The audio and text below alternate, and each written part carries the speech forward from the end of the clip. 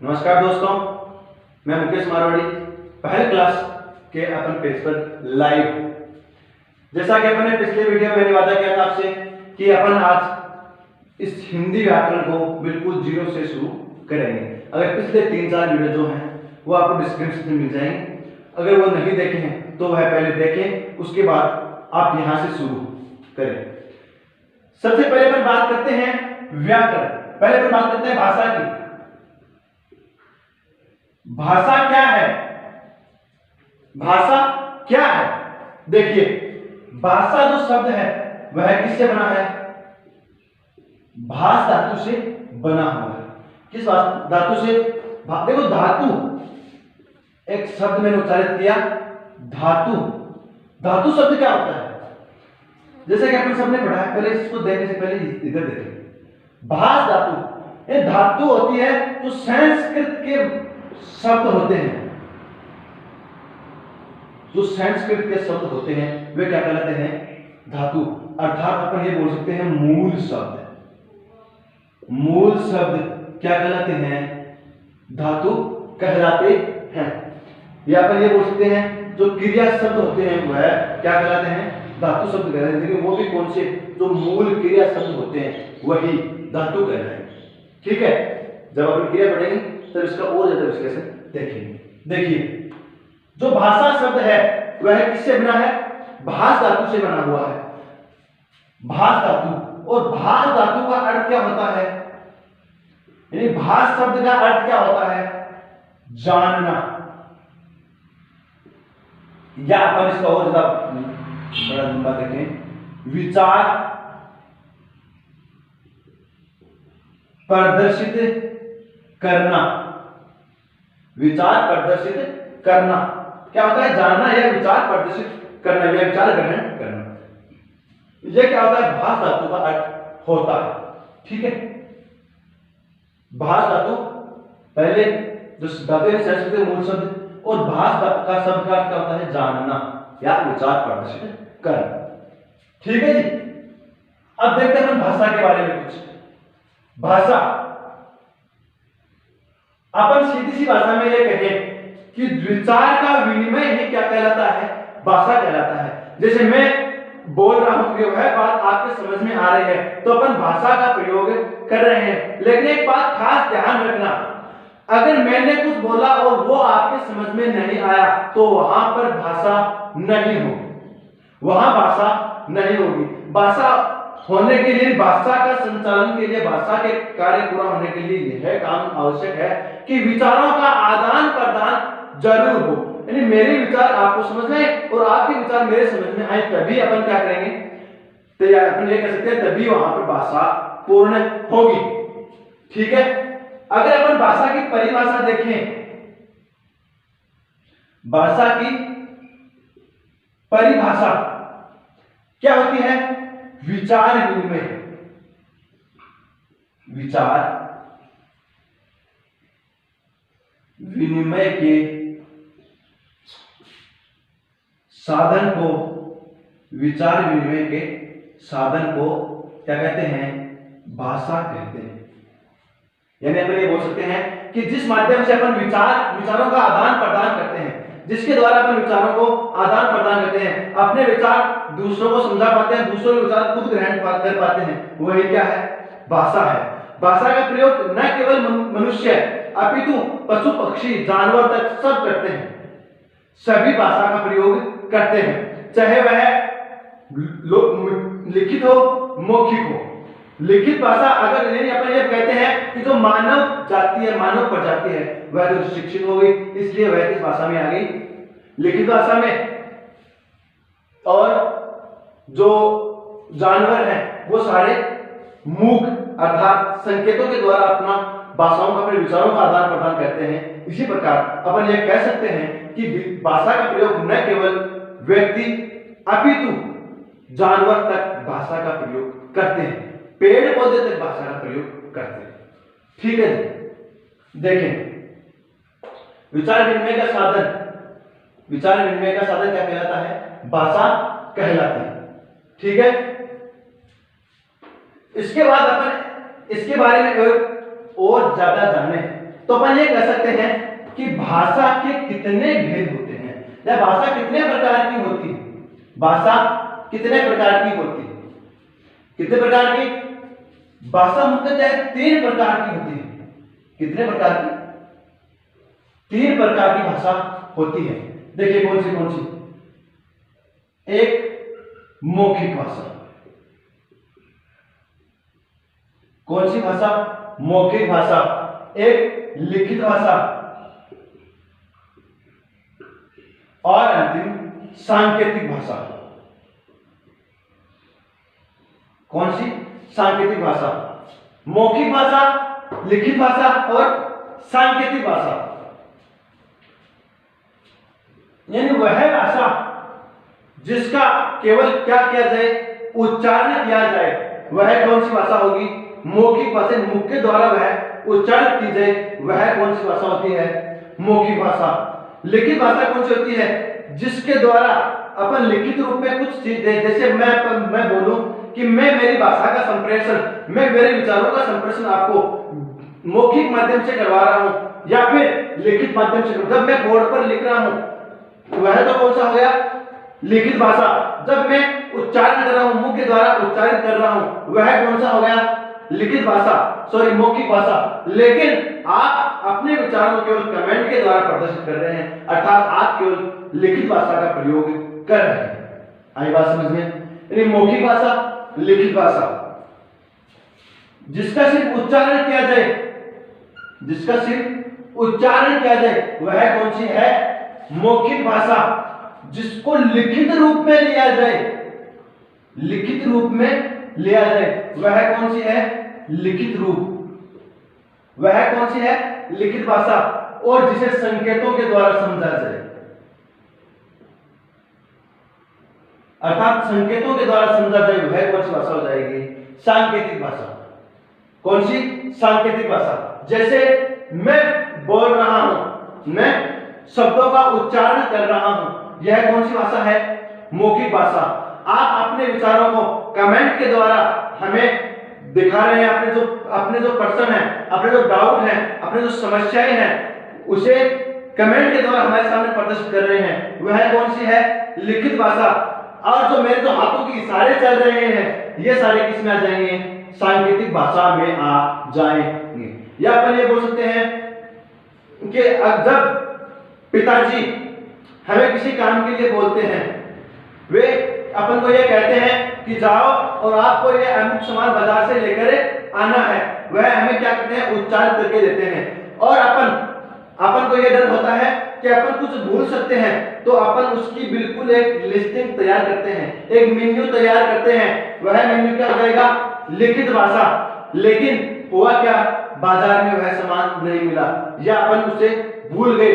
तो पिताजी जो आंखों के द्वारा या किसी धमकी के द्वारा हमें डांटते हैं, अपने आंखों के इशारों से हमें डांटते हैं, वह क्या हो गया? संकेत। यानी जो हमें हमारे मन में उनके प्रति जो सम्मान है, वह उसी का प्रयोग करते हुए, सम्मान को प्रदर्शित करते हुए हमें आंखों के द्वारा, कुछ आंख छोटी बड़ी करके, कुछ अन्य संकेतों के द्वारा हमें डांटते हैं, वही सांकेतिक भाषा हो जाएगी। आई बात समझ में? प्रश्न एक यहां से यह पूछा हुआ है कि सबसे कठिन भाषा कौन सी है? सबसे कठिन भाषा कौन सी है? बताइए आप, सबसे कठिन भाषा कौन सी है? सबसे कठिन भाषा बताइए, सबसे कठिन भाषा कौन सी?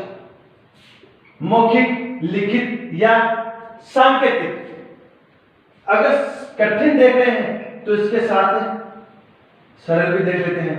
सबसे सरल भाषा कौन सी है? देखिए, सबसे सरल भाषा अपन देखें तो वह कौन सी है? मौखिक भाषा। सबसे सरल भाषा अगर अपन देखें तो वह कौन सी है? मौखिक भाषा। क्यों? क्योंकि इसका प्रयोग, यानी यह भाषा जो मौखिक भाषा है, मैंने उच्चारित की और आपकी समझ में आ गई, मैंने इसका उच्चारण किया, यानी मैंने मान लो क्या बोला और आपके बिल्कुल क्या समझ में आ गया, अर्थात मैंने बोलते तुरंत आपको समझ में आ गया, यह कौन सी है? सरल। इस प्रकार से यह सरल है। और सबसे कठिन भाषा है वह कौन सी है? सांकेतिक भाषा। कौन सी? सांकेतिक भाषा सबसे कठिन है। कैसे?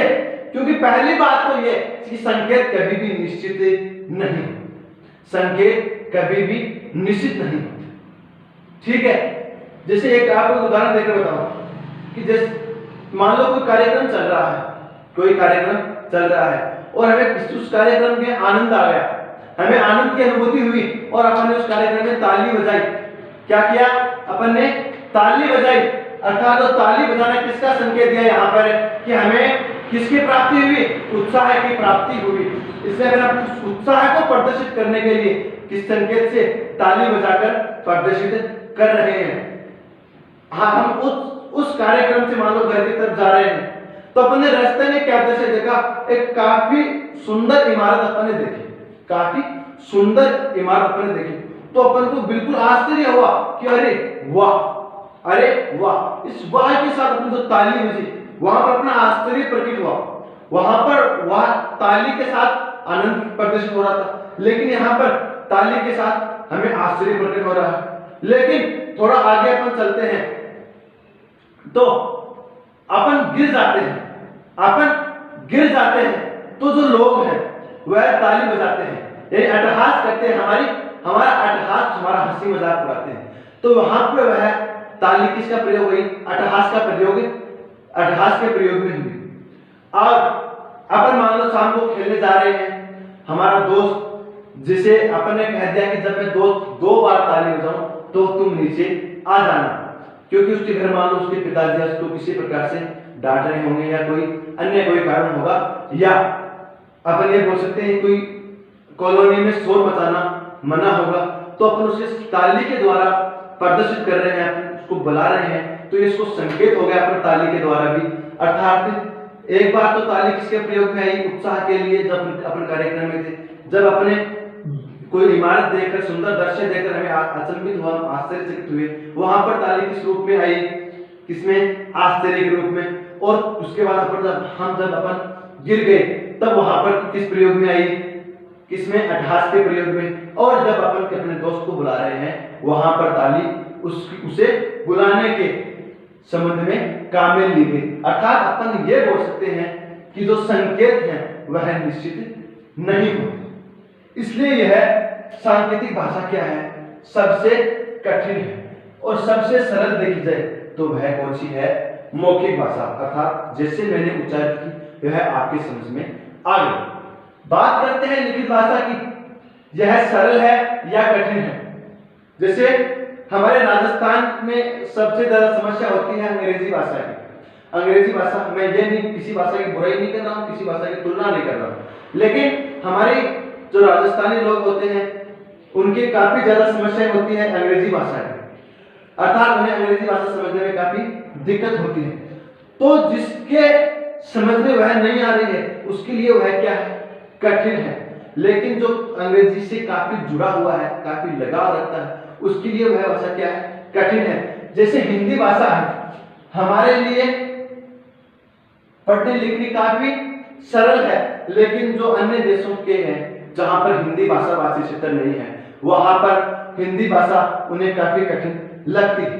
अर्थात लिखित भाषा के रूप में अपन ये नहीं कह सकते कि यह सरल है या कठिन है, यह दोनों रूपों में पाई जाती है। आई बात समझ में? आगे देखें, अपन एक बात और करना चाहें कि सबसे क्षणिक भाषा कौन सी है, सबसे कम समय किस भाषा का है, और दीर्घकालीन भाषा कौन सी? अपन इस विषय में अपन बात करते हैं।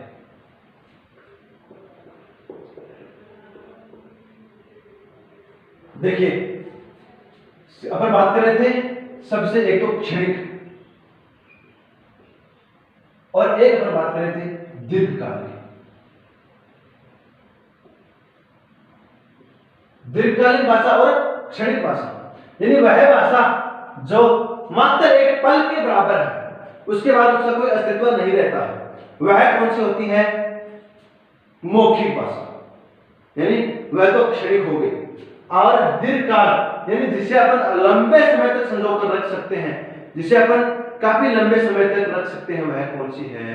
लिखित भाषा। सांकेतिक भाषा के रूप में अपने एक बार बात नहीं करें। देखिए सबसे क्षणिक जैसे शब्दों का, जैसे मैं ये कहूँ आपको कि मैंने जिन शब्दों का उच्चारण किया यह आपने सुना तो आपके अपने और आपके मध्य भाषा का संवाद हुआ, भाषा का प्रयोग हुआ, लेकिन जिन्होंने नहीं सुना वहां पर इसका प्रयोग ही नहीं हुआ। अर्थात जैसे ही मैंने शब्द बोला वह तुरंत वहीं पर उस भाषा की समाप्ति हो गई। आपने सुना, मैंने बोला, आपने सुना, भाषा पूर्ण हुई। लेकिन जो लिखित भाषा है वह अपन चिरकाल तक, लंबे समय तक संजोकर रख सकते हैं। मैं आपको कहना चाहूं जो भी दस्तावेज होते हैं वे सारे किसमें होते हैं? लिखित भाषा में होते हैं। किसमें होते हैं? लिखित भाषा में होते हैं। जो भी पत्र पत्रिकाएं होती हैं, जो भी समाचार होते हैं, समाचार पत्र होते हैं, जो भी कहानियां होती हैं, जो भी लेख होते हैं, जो भी उपन्यास, खंड काव्य, महाकाव्य, कविताएं, जो भी सारी होती हैं वो सारी किसमें है? लिखित भाषा में होती है। इसमें मौखिक भाषा में अपन कहना चाहें कविता वाचन जो होता है वह है मौखिक भाषा। दादी जी हमें या नानी जी जो बचपन में कहानियां सुनाया करती थी वो भी सारी किसमें थी? यानी जो सुनाने की प्रक्रिया है वो मौखिक भाषा। तो समाचार वाचन, एक तो समाचार पत्र और एक समाचार वाचन, जो समाचार वाचन होता है वह मौखिक रूप में, कविता पाठ होता है वह मौखिक रूप में होता है। बात समझ में आई? अब बात करते हैं सांकेतिक भाषा की। संकेतों के द्वारा समझाया जाता है। प्रश्न एक बार एसआई में पूछा हुआ भी है कि जो ट्रैफिक हवलदार या जो नुक्कड़ के ऊपर पुलिस वाला खड़ा होता है वह यातायात, जो पुलिस अधीक्षक होता है वह खड़ा होता है, वह अपने हाथों के साथ एक को रोकता है और एक से कहता है कि आप जाओ। यह जो भाषा है यह किस प्रेमी प्रश्न यह आया हुआ था कि यातायात प्रभारी के द्वारा अपने हाथों के द्वारा जो भाषा प्रयोग की जाती है वह कौन सी होती है? सांकेतिक भाषा। अर्थात अपने ये बोल सकते हैं कि जो भी रक्षा दल है, जो भी सैन्य कार्रवाइयां होती हैं यह सारी किसमें होती हैं? सांकेतिक भाषा में प्रयोग की जाती है। जो भी सेना के अभियान होते हैं, सेना के अभियान होते हैं वे सारे किसमें होते हैं? सांकेतिक भाषा में होते हैं। यहां तक कि जो कोई सैन्य कर्मचारी होती है, एक सैनिक होता है, उसे भी संकेत, उसे भी नंबर दिया जाता है, वह भी किस भाषा के तहत? सांकेतिक भाषा के तहत ही दिया जाता है। बात समझ में आई? यानी सबसे क्षणिक, सबसे कम समय किस भाषा का है? मौखिक भाषा। क्या चिरकाल तक या दीर्घकाल तक कौन सी भाषा चल सकती है? लिखित भाषा। रक्षा दलों के लिए, सैन्य दलों के लिए या सेना के अभियानों के लिए, या अपन एक बात और बोल सकते हैं यातायात नियमों के लिए। यातायात नियमों के लिए कौन सी भाषा? जैसे एक पार्किंग वाला चिन्ह होता है, आप सबने देखा होगा, जो पी लिखकर उसके आउटलाइन डार्क की जाती है, वह कौन सा होता है? संकेत होता है, जो पार्किंग का संकेत होता है या घुमाव वाला संकेत होता है। अगर मान लो प्रश्न आ जाए कि ट्रैफिक नियम लिखित रूप में है लेकिन वह तब तक लिखित नहीं है कि अगर मान लो एक शब्द आ जाए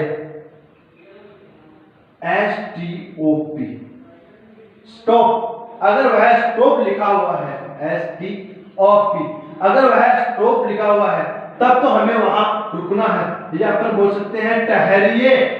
अगर ठहरिए लिखा हुआ है तब अपन ये बोल सकते हैं कि वहां भाषा कौन सी है?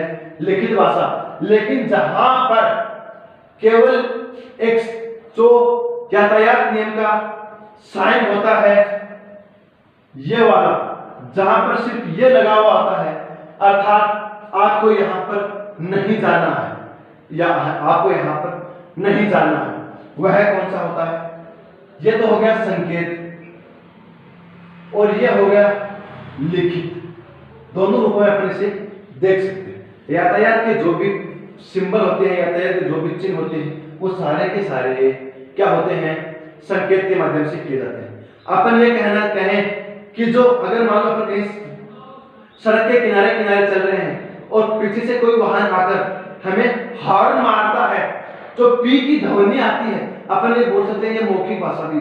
लेकिन नहीं दोस्तों, जब तक हमें कुछ शुद्ध उच्चारण करके अगर ड्राइवर में ये नहीं कि हटे या हट जाओ या मार्ग से हट जाओ, तब ही वह मौखिक होगी।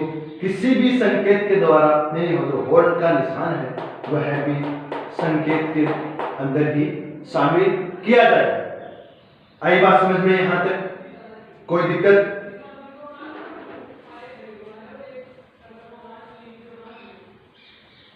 अब इसके बारे में अपन एक बात और करते हैं, लिपि की, यानी अपन ने भाषा देखी। दोस्तों यहां तक व्याकरण की शुरुआत अपन ने अभी तक नहीं की है। अपन ने जो इसके मूल तत्व हैं उसके बारे में अगर एक बार अपन अध्ययन कर रहे हैं। लिपि किसे कहते हैं? लिपि किसे कहते हैं? मेरे अधिकतर विद्यार्थियों का उदाहरण आता है देवनागरी।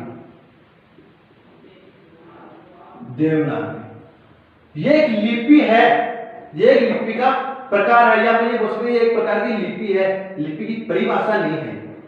लिपि की परिभाषा अपन ये कह सकते हैं, भाषा को लिखित रूप में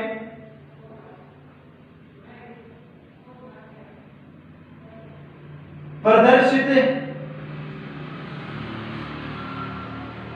करने के, भाषा को लिखित रूप में प्रदर्शित करने के लिए जिन अंकन या मात्रक या निशान या चिन्ह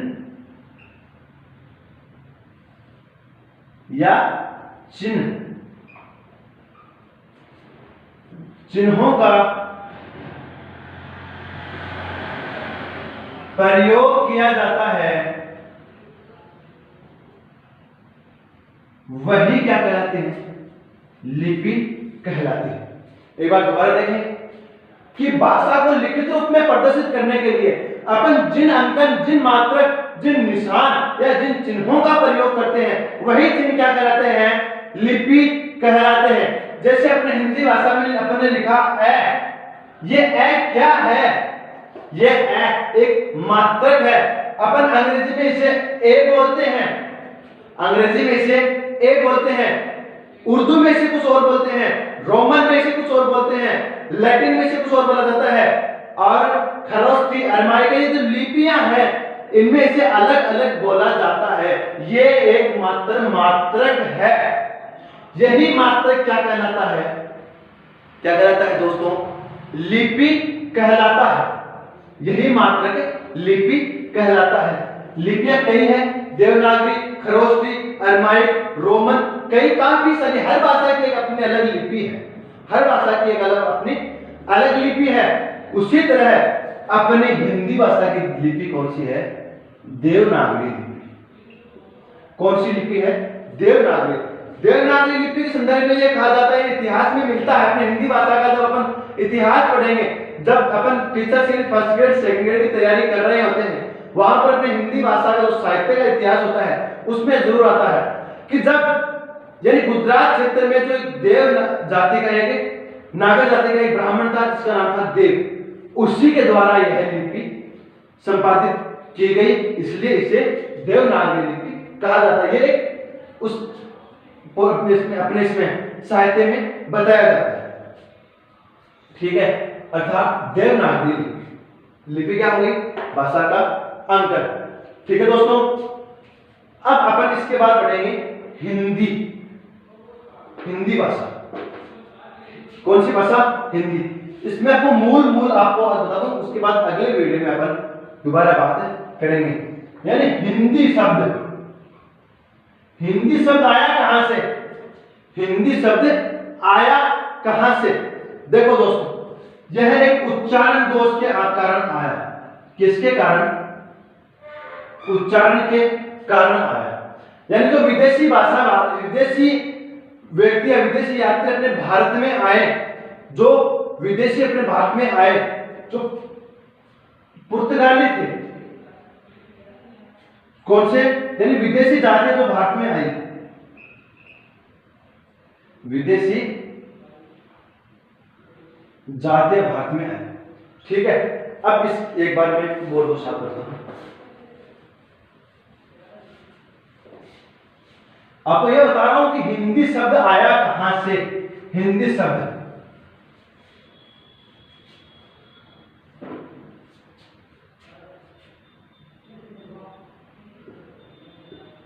हिंदी क्या यह है अपने पास इसी रूप में थी, या यह धीरे धीरे इसका विकास हुआ?